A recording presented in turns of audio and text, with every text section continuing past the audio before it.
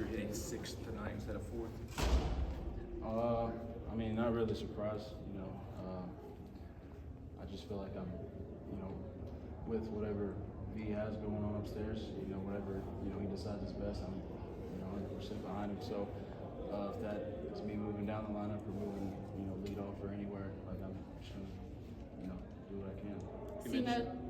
You mentioned part of that decision was to try and maybe light a fire into you and see you get back to the approach that you've had at times this season.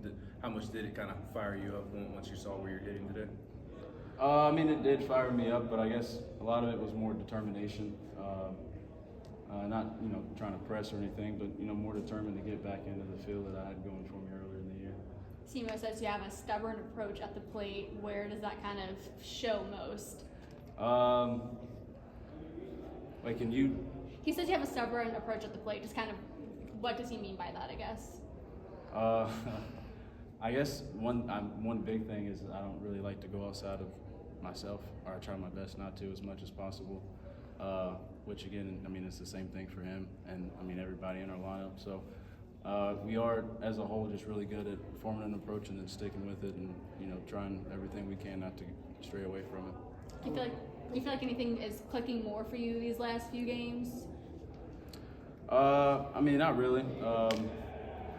You can get mechanical if you want, but I mean, whenever the game starts and we're on the field, mechanics are out the door, and it's just about beating the guy on the mound. How impressive is what Simo is doing at this point? I mean, it's pretty normal for me.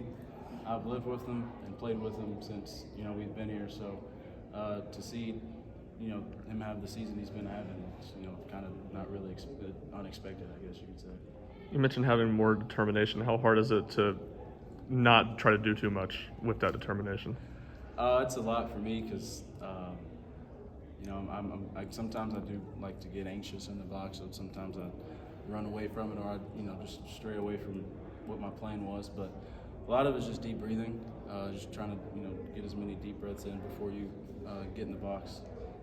What you see in that at bat where you hit the home run? Really, I was just I'll hit the fastball just right back at him. Kind of helped me stay through the ball a little bit and keep my direction. What makes that Stamos-Kazi stack so good for you guys on Friday, or series opener? I mean, you got two discussing guys from each side of their arms, I guess you could say. Stom from the left side, just discussing, and he's probably one of the most competitive people I've ever seen. And then you got Kazi, who's just, he's definitely going to be a big leaguer in my eyes in the future, and he's showing why out here. So I think that's whatever, he makes the lineup and our rotation and everything, but I think what we have now is pretty good. Did you like being in the sixth spot? Obviously, it was different. I think a couple of times you came on, there were already 2 outs for you. Kind of, how did that change your approach or mindset in those instances? I mean, it didn't really change my mindset. Again, just being in the lineup and being able to go out there and compete is, what I want every day coming to the field. So wherever I'm at in the lineup, it's fine with me just as long as I'm out there competing. Christian's always shown that he's had pop in the bat. Obviously, it's not a surprise to see him get the double-digit homers, but surprised that he's flirting with 30 and showing this much pop? No, not really. Not really surprised. He likes to say a lot of the times that I'm stronger than him, but I think he might have me beat a little bit. He's got a little bit more pop than I do. I got to give it to him. What do you think's allowed him anything mechanically or mentally this season to unlock a little more power?